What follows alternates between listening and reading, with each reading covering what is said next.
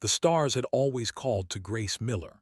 Even as a child growing up in a small town in Colorado, she would spend her nights staring at the sky and wondering what secrets waited beyond the clouds. Her parents thought it was a phase. Her younger brother Noah thought she was strange. But Grace never stopped dreaming, and those dreams carried her all the way to the stars themselves. At 26 years old, Grace served as a xenobiology specialist aboard the exploration vessel Starbound Hope. She was one of the youngest crew members selected for humanity's first deep space contact mission. The ship was not a warship. It was built for discovery, for reaching out to the unknown with open hands rather than clenched fists. 40 crew members called it home, and after 18 months together in the void, they had become more than colleagues. They had become family.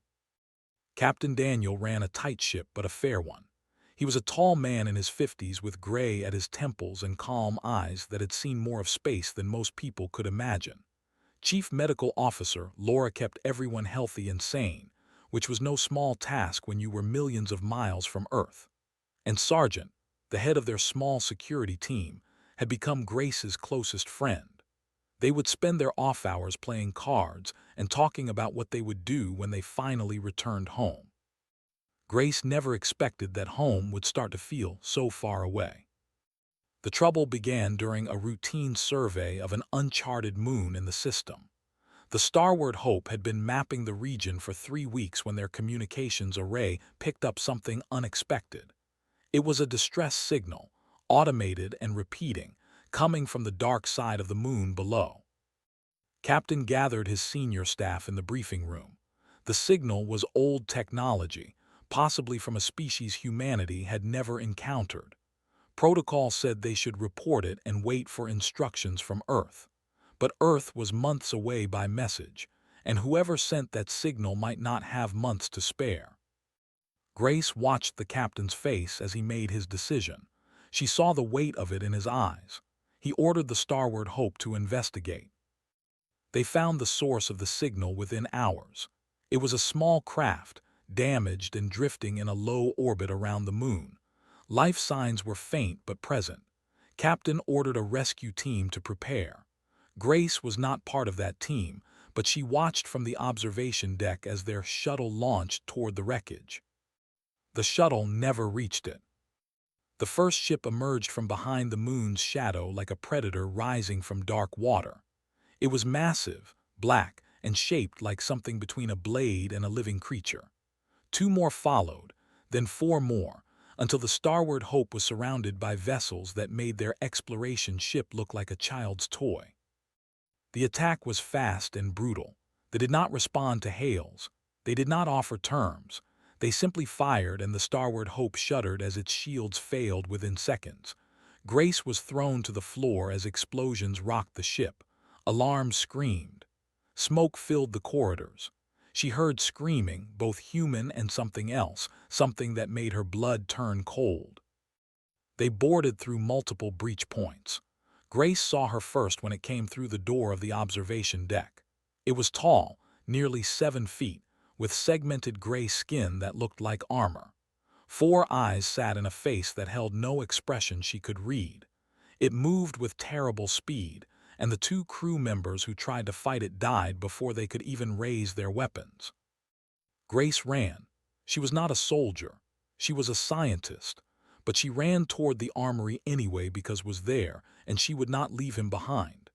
She found him fighting in the corridor outside the medical bay, his weapon firing again and again at shapes that kept coming no matter how many fell. He saw her and shouted for her to get back, to hide, to survive. She did not listen. They took the ship in less than 20 minutes. When it was over, the surviving crew members were forced to their knees in the cargo bay. Grace counted 19 faces, less than half of those who had woken up that morning. Captain was alive but bleeding from a wound on his head.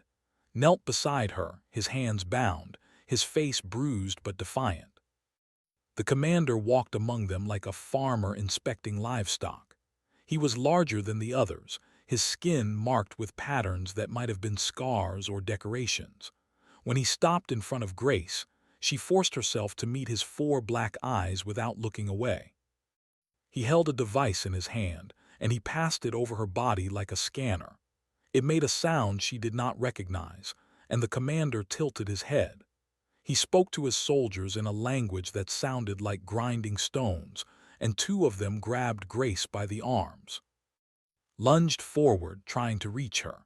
A soldier struck him down with a single blow that left him motionless on the floor. Grace screamed his name, but they were already dragging her away. The last thing she saw before the doors closed was Captain struggling against his captors and the faces of her crew, her family, watching her disappear. They took her to a different ship, smaller but somehow more frightening. The walls were lined with equipment she did not understand, and the air smelled like chemicals and something else, something that reminded her of a hospital but wrong. The soldiers strapped her to a table and left without a word. Grace lay there in the cold silence, her heart pounding, her mind racing. She did not know why they had chosen her. She did not know what they wanted, but she knew, with a certainty that settled into her bones like ice, that she was about to find out. Hours passed, or maybe it was minutes. Time lost meaning in that dark room. When the door finally opened, a new entered. He was different from the soldiers, wearing something that looked almost like a coat, carrying tools that gleamed under the harsh lights. He looked at her the way she had once looked at specimens under a microscope. He did not introduce himself, he simply began. And Grace Miller, who had dreamed of the stars her whole life, learned that some dreams become nightmares. They called their station Prime. It hung in orbit around a dying red star, far from any trade routes or colonies. No one came here by accident. No one left unless they allowed it. For 200 years they had used this place for a single purpose. They studied other species. They learned their weaknesses. They recorded their pain. Lead researcher had overseen more than 300 examinations in his career. He had broken creatures that considered themselves gods.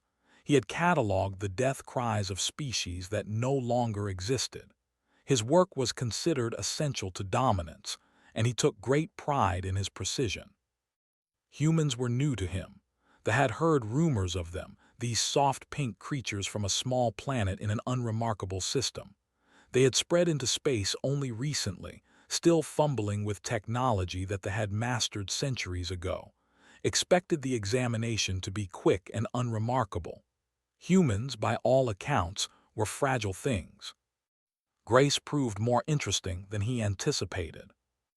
The first day was about establishing baselines, measured her vital signs, her bone density, her muscle composition.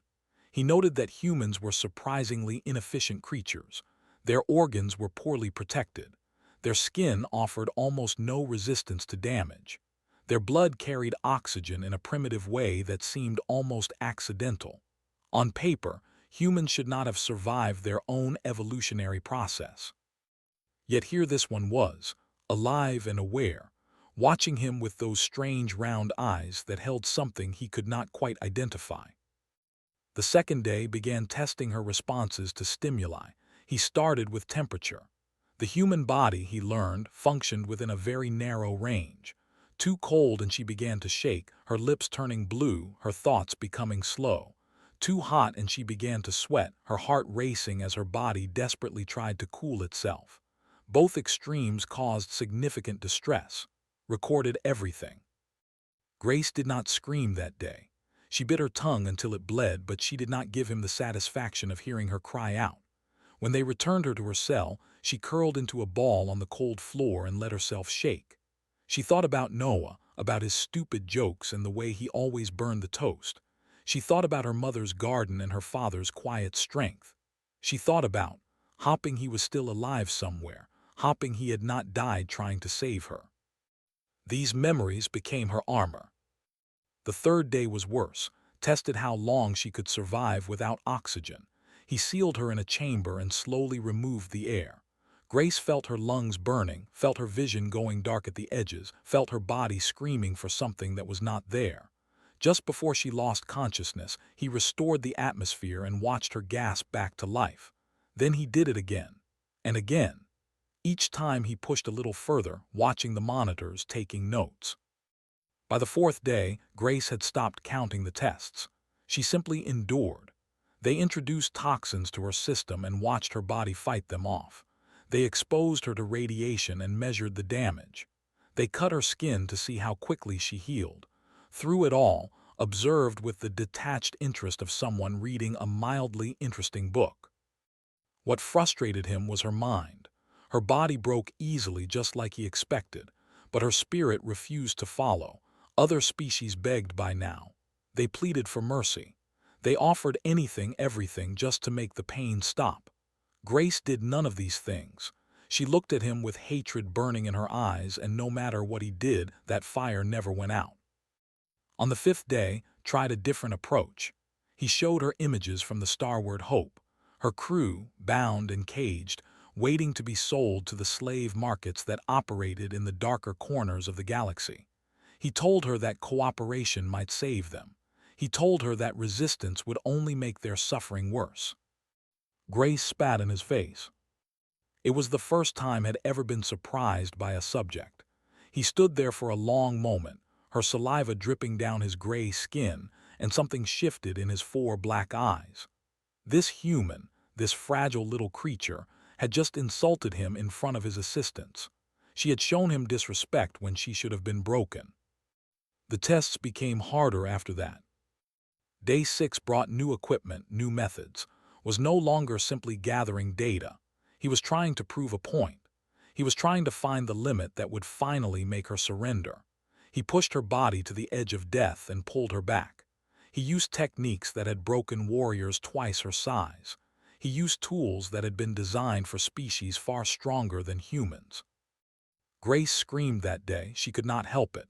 The pain was beyond anything she had ever imagined. But between the screams and the moments when she could still think, she held onto her memories. She held onto Noah's laugh. She held onto the smell of her mother's cooking. She held onto the feel of his hand on her shoulder when she was afraid. These things were real. These things were hers, and could not take them away. When they threw her back in her cell that night, Grace lay on the floor and cried.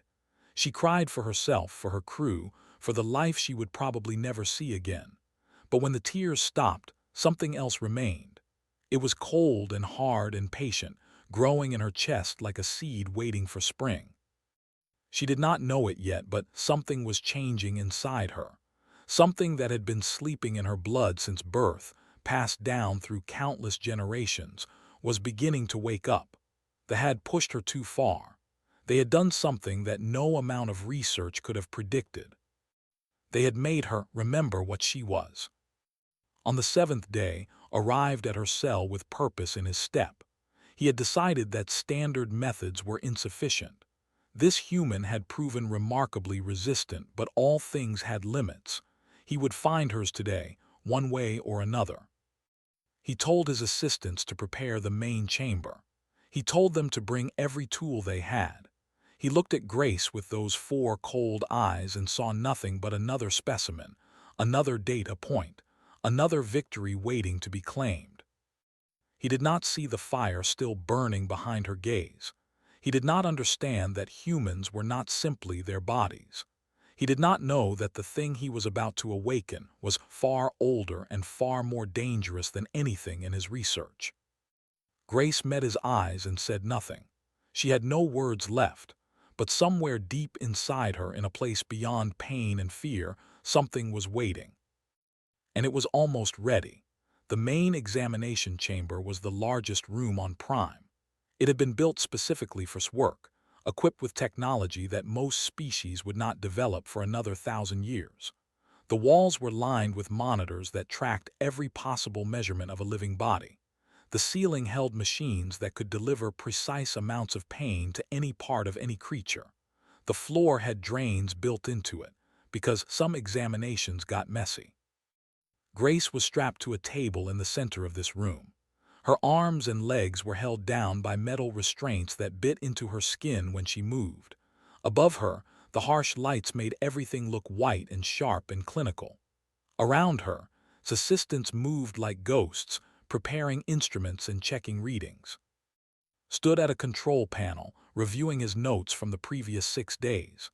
He had gathered more data on humans than anyone in history. He knew their temperature tolerances, their pain thresholds, their oxygen requirements, their healing rates. He knew that they were fragile creatures who had no business surviving in a hostile universe. What he did not know was how this particular human had resisted breaking. Her psychological profile should have shattered under half of what he had done to her. Yet here she was, still aware, still defiant, still looking at him with those strange eyes that held more fire than any dying creature should possess. Today would be different. Today he would push past all reasonable limits. Today he would find the absolute breaking point of human biology. And when it was over, he would finally understand everything there was to know about this peculiar species. He began. The first hour was a continuation of previous methods, applied with greater intensity. Grace screamed until her throat was raw, until no sound came out anymore, until she could only shake and gasp as her body tried to process what was happening to it. The monitors showed her vital signs spiking and crashing in patterns that found fascinating. Her heart rate exceeded anything he had recorded before. Her brain activity showed remarkable resilience even as her body failed to cope. The second hour introduced new techniques. Had spent the night preparing specialized tools, calibrated specifically for human physiology. He wanted to understand exactly how much damage each system could take before failing completely.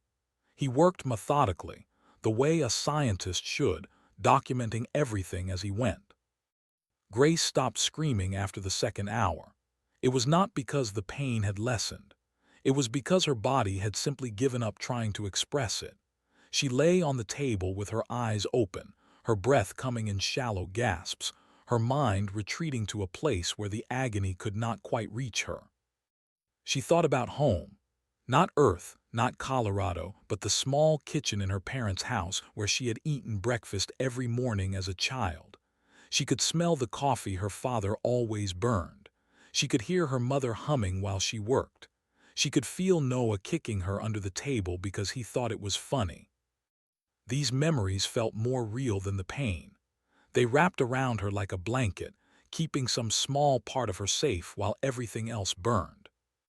The third hour pushed her body past its design limits, watched with clinical interest as organ after organ began to fail. Her kidneys first, then her liver, then the delicate systems that regulated her blood. The monitors showed cascading failures spreading through her like wildfire. Her skin turned gray. Her breathing became irregular. Her heart began to stutter. His assistants exchanged glances. They had seen many subjects die on this table, but none quite like this. The human was still conscious, still aware, even as her body systematically shut down. Her eyes remained open, fixed on some point beyond the ceiling, beyond the station, beyond anything they could see. At the 3-hour and 30-minute mark, Grace's heart stopped for the first time, restarted it with a precise electrical shock. He was not finished yet. He wanted to know exactly how many times he could bring her back, how many times her body could be pushed through death's door and pulled back again. He managed it twice more. Each time her heart stopped, he revived her. Each time she returned, she was weaker, more distant, less present. By the third revival, she was barely there at all, just a shell running on pure biological momentum. At 3 hours and 42 minutes, her heart stopped again, prepared another shock. But this time, something was different. Her brain activity, which had been fluctuating wildly, suddenly went flat. Every monitor showed the same thing. 0. Nothing. Gone. He tried the shock anyway. Nothing happened. He tried again, increasing the power. Still nothing. The human lay on the table, motionless and cooling, as dead as anything he had ever seen. Stepped back and checked his instruments. Time of death confirmed. Cause of death was comprehensive systemic failure brought on by extreme trauma. He dictated his final notes into the recording system, observing that humans appeared to have a hard limit after all. They simply could not survive beyond a certain point of damage, no matter how strong their will might be. He ordered the body moved to cold storage for dissection later. There was still much to learn from her tissues, her organs, the physical structure that had somehow carried such an irritatingly resilient mind. His assistants unstrapped the restraints and lifted her onto a transport cart. She was light, lighter than she had been when she arrived. Death had already begun to take its toll. The chamber emptied, the lights dimmed, the monitors powered down to standby mode. Everything became quiet and still, the way it always did after an examination was complete. Grace Miller lay alone in the darkness, her body broken, her heart silent, her brain showing no activity at all. She was dead by every measurement that possessed. She was dead by every definition that mattered. 37 minutes passed. Nothing moved, nothing breathed. The station continued its slow orbit around the dying star, indifferent to what had happened in its depths. Somewhere, data files were being compiled. Somewhere was preparing for his next subject. Somewhere, the universe continued on as if one human life meant nothing at all. And then in that cold, dark room, something changed. It started deep inside her chest, in tissue that should have been dead, in cells that should have stopped functioning. A spark caught where no spark should exist. A signal fired where no signal should travel. Her heart, still and silent for 37 minutes, suddenly contracted. Once, twice, 3 times. Her lungs filled with air in a desperate gasp that echoed off the metal walls. Her eyes snapped open, wide and wild, and seeing nothing at first, then everything. Her hands clenched into fists. Her back arched off the transport cart as every muscle in her body fired at once. Grace Miller sat up in the darkness and took her first breath as something new.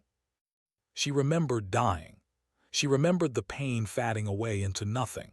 She remembered a warmth, a light, a sense of peace that she had never known in life. And she remembered choosing to come back, choosing to return, choosing to finish what had been started. They had wanted to understand human limits. They were about to learn that some humans did not have any. Grace looked down at her hands, at the wounds that were already beginning to close, at the strength flowing through muscles that should have been destroyed. She did not know exactly what she had become, but she knew one thing with absolute certainty. Was going to pay for what he had done, and nothing in the universe was going to stop her. The security center on Prime was staffed around the clock by junior technicians whose job was to watch screens and report anything unusual. It was considered boring work, the kind of assignment given to those who had not yet proven themselves worthy of more important tasks. Most of the technicians spent their shifts half asleep, trusting the automated systems to alert them if something actually went wrong. Was different. He was young and ambitious and determined to catch something that would earn him recognition. He watched his screens with careful attention, scanning from one camera feed to another, looking for any detail that seemed out of place. At first, he thought his eyes were playing tricks on him. The examination chamber was supposed to be empty. The subject had been terminated hours ago, but the motion sensors were registering activity, and when he pulled up the camera feed, he saw something that made his blood turn cold. The human was sitting up, stared at the screen for several long seconds, his mind refusing to accept what he was seeing. Dead subjects did not sit up. Dead subjects did not look around with alert, focused eyes. Dead subjects certainly did not stand up from transport carts and begin examining themselves with the calm precision of someone taking inventory. He triggered the alarm. Across the station, lights began to flash and warnings began to sound. Heard it in his quarters and immediately knew something had gone wrong. He contacted the security center and demanded an explanation. When told him what he had seen, did not believe it. He called up the camera feed himself and watched the impossible unfold in real time. Grace was standing in the center of the chamber, rolling her shoulders and flexing her fingers as if testing whether everything still worked. The wounds on her body were healing at a rate that should not have been possible. Even as watched, cuts closed and bruises faded and damaged tissue knit itself back together. Within minutes, she looked almost healthy, almost whole, almost like she had never been touched at all. This was not possible, had killed her. He had watched her die. He had recorded every second of it. No species in his database had the ability to return from death like this. No creature he had ever studied could regenerate damage this quickly. He ordered a full security response and began pulling up research files, searching frantically for any explanation. There had to be something, some biological quirk, some hidden redundancy that he had missed. Humans were supposed to be simple. Humans were supposed to be weak. They were not supposed to come back from the dead with eyes that burned like stars. Grace heard the alarm and understood what it meant.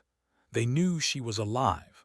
They would be coming for her soon, probably with weapons, probably with the intention of putting her back on that table and making sure she stayed dead this time. She had minutes at most before this room filled with soldiers. She looked around the chamber, searching for anything she could use. Her eyes fell on a tray of surgical instruments that had been left behind. They were meant for cutting into flesh, for causing pain, for breaking things down into smaller pieces. She picked up the largest one, a blade designed for precision work, and tested its weight in her hand. It would do. The first guards arrived 90 seconds later. There were 4 of them, armed with energy weapons, expecting to find a confused and weakened creature stumbling around in the dark. They found something else entirely. Grace moved before they could even register her presence, faster than any human should have been able to move, driven by something that went beyond simple adrenaline. The first guard died without knowing what hit him. The second managed to fire his weapon, but Grace was no longer where she had been standing. She came at him from an angle he could not track, and his life ended between one heartbeat and the next. The third and fourth tried to retreat, tried to call for backup, tried to do anything other than die in this room with a monster they did not understand. They failed. Grace stood among the bodies and felt nothing. No guilt, no horror, no satisfaction. These creatures had held her down while worked. They had watched her suffer without a flicker of concern. They were soldiers in an army that tortured innocent beings for science. She could not bring herself to feel sorry for what she had done to them. She took one of their weapons and moved toward the door. The station was larger than she had expected. Corridors stretched in every direction, lined with doors that led to rooms she did not want to imagine. The alarm continued to wail, casting everything in flashing red light that made shadows dance and pulse. She heard footsteps approaching from multiple directions and ducked into an alcove to let a patrol pass. During her time on the table, she had listened. They spoke freely in front of their subjects, assuming that the pain would prevent any coherent thought. They were wrong. Grace had heard security codes. She had heard patrol schedules. She had heard the layout of the station discussed in casual conversation, and she had remembered everything. The detention level was 3 floors down. Other prisoners were kept there, beings from species across the galaxy who had been captured for the same purpose as her. Grace did not know if any of her crew had survived, but she knew she could not leave anyone behind to suffer what she had suffered. She found an access terminal and entered a code she had heard say on the 4th day of her examination. The system accepted it without question. Suddenly, she had access to camera feeds, door controls, and station schematics. She was inside their network, looking at everything they had tried to hide. The detention level held 17 prisoners. Most were species she did not recognize, but she saw fear in their eyes through the cameras. They knew what this place was. They knew what awaited them. Grace plotted a route through the station, marking the locations of patrols and security checkpoints. She would need to move quickly. They were already organizing a response, pulling soldiers from across the station to hunt her down. But they were looking for a weak human, a dying creature making one last desperate attempt at escape. They were not prepared for what she had become. She disabled the lights in a section of corridor and waited in the darkness. A patrol passed through, 4 soldiers moving with weapons raised, searching for any sign of movement. They never saw her coming. By the time the lights came back on, they were gone, and Grace was already moving to her next position. The detention level door required a higher clearance code. Grace had heard use one only once on the 6th day when he was discussing prisoner transfers with a subordinate. It was 12 characters long, and she had only heard it spoken aloud, never seen it written. But her mind held onto it anyway, clear and sharp despite everything that had happened. The door opened. Inside, the prisoners looked up from their cells. They saw a small human female standing in the doorway, covered in wounds that were visibly healing, holding a weapon that still smoked from recent use. They did not know what to think. They did not know whether to be afraid or hopeful. Grace walked to the first cell and released the lock. Then the second, the third, the fourth. One by one, the prisoners emerged, stretching limbs that had been confined too long, blinking in light they had not seen in days or weeks or months. One of them, a tall being with blue skin and large dark eyes, stepped forward. He identified himself as a navigator from a species called the. He had been captured 6 months ago when his ship strayed too close to territory. He asked who she was and how she had gotten free. Grace told him her name. She told him she had died on the table upstairs and come back. She told him she was going to destroy this station and everyone who worked here, and she needed his help to fly a ship. Looked at her for a long moment. He had seen many things in his life, but he had never seen anything like the fire burning in this human's eyes. He said he would help, received the reports in his command center, and felt something he had not experienced in decades: fear. The human had killed 12 soldiers in less than 20 minutes. She had freed every prisoner on the detention level. She had accessed systems that should have been impossible for an outsider to reach. And she was still moving through his station like a ghost, appearing and disappearing before his security teams could respond. He ordered a full lockdown. Blast doors sealed across every corridor. Emergency protocols activated throughout the station. Over 200 soldiers were now hunting a single human female who had been dead on his table 3 hours ago. It should have been enough. It was not even close. Grace had studied the station's layout while accessing the terminal. She knew where the power generators were located. She knew where the fuel lines ran. She knew where to place the charges that some of the freed prisoners had found in a security locker. They had built their station to be a fortress against external attack. They had never considered the possibility of an internal threat this determined. Led the other prisoners toward the hangar bay while Grace handled the distractions. She moved through maintenance shafts and service tunnels, avoiding the main corridors where soldiers waited in ambush.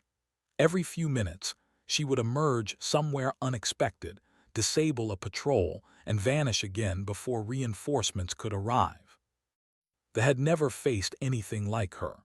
Their training assumed that enemies would act rationally, would seek escape, would try to survive above all else. Grace was not trying to survive. She was trying to destroy. The distinction made her unpredictable in ways their tactics could not account for. She found the primary power coupling on level 7. It was a massive conduit that channeled energy from the station's reactor to every system. A single charge placed in the right location would cause a cascade failure that would bring everything down. Grace set the timer for 15 minutes and moved on. The secondary fuel lines were on level 4. They carried the volatile compounds that powered the station's weapons and shields. Grace placed 2 charges there, synchronized with the first.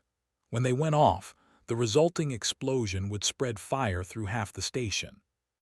She was not being subtle, she was being thorough. Watched his security feeds with growing horror as his station began to fall apart around him.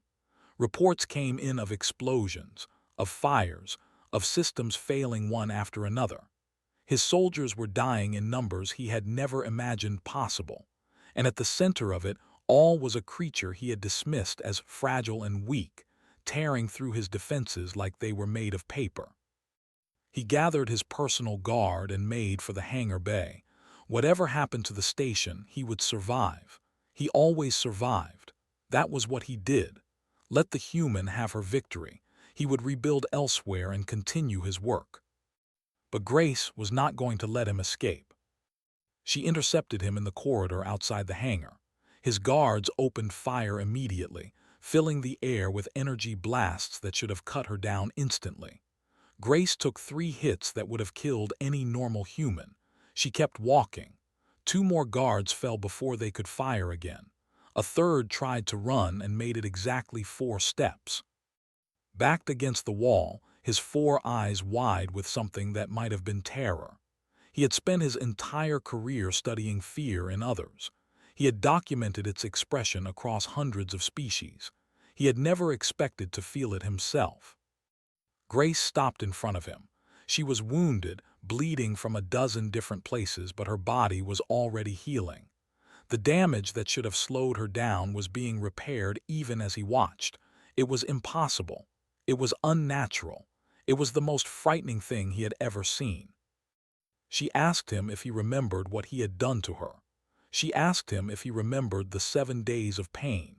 She asked him if he remembered watching her die on his table and feeling nothing but scientific satisfaction. Tried to speak, tried to explain, tried to justify his work. He told her that it was necessary, that understanding other species was essential for survival, that he was serving a greater purpose. The words sounded hollow even as he said them. Grace told him she did not care. She told him that all those reasons meant nothing to the beings he had tortured. She told him that science without conscience was just cruelty with better documentation. Then she showed him exactly what he had taught her about pain. It did not take long. Grace was not trying to learn anything. She was not gathering data. She was simply returning what had been given, making sure he understood how it felt to be helpless and hurting and without hope. When it was over, lay still on the floor, and Grace felt the same emptiness she had felt when killing his guards. No satisfaction, no relief, just the cold knowledge that justice had been done. She walked into the hangar bay. The freed prisoners had secured a transport ship, a mid-sized vessel capable of interstellar travel. Was at the controls, running through pre-flight checks with hands that shook slightly. The others were already aboard, huddled together in the cargo hold, still not quite believing they were going to escape. Grace climbed through the hatch and sealed it behind her. Through the viewport, she could see the station beginning to tear itself apart. Fires burned in multiple sections. Explosions rocked the structure as secondary systems failed. The dying red star beyond cast everything in a hellish light that seemed appropriate somehow. Asked where she wanted to go. Grace thought about Earth, about her family, about the life she had left behind. She thought about the starward hope and the crew who might still be alive somewhere, sold to slavers in some dark corner of the galaxy. She thought about all the other beings out there who were suffering at the hands of creatures like the alone and afraid, and with no one coming to save them. She told to set a course for the nearest free port. They needed supplies, information, and allies. They were not going to stop hunting her just because she destroyed one station. They would come after her with everything they had, and she intended to be ready when they did. The transport lifted off and shot through the hangar doors into open space. Behind them, Prime collapsed in on itself, consumed by the fires Grace had set. 200 years of cruelty erased in a matter of minutes. It was not enough. It would never be enough. But it was a start. The other prisoners watched the destruction through the rear viewports. Some of them wept. Some of them prayed. Some of them simply stared in silence at the place where they had expected to die. They looked at Grace with expressions that ranged from gratitude to wonder to something approaching worship. She was not comfortable with any of it. Grace stood at the main viewport and watched the stars streak past as they jumped to faster than light speed. She was still human, still mortal in most ways that mattered, but she had touched something beyond death and come back changed. They had wanted to understand human limits. They had discovered that some humans refused to have any. Asked what she planned to do next. Grace thought about it for a long moment. She thought about the crew of the Starward Hope, still out there somewhere. She thought about the Empire and all the stations like Prime that were still operating.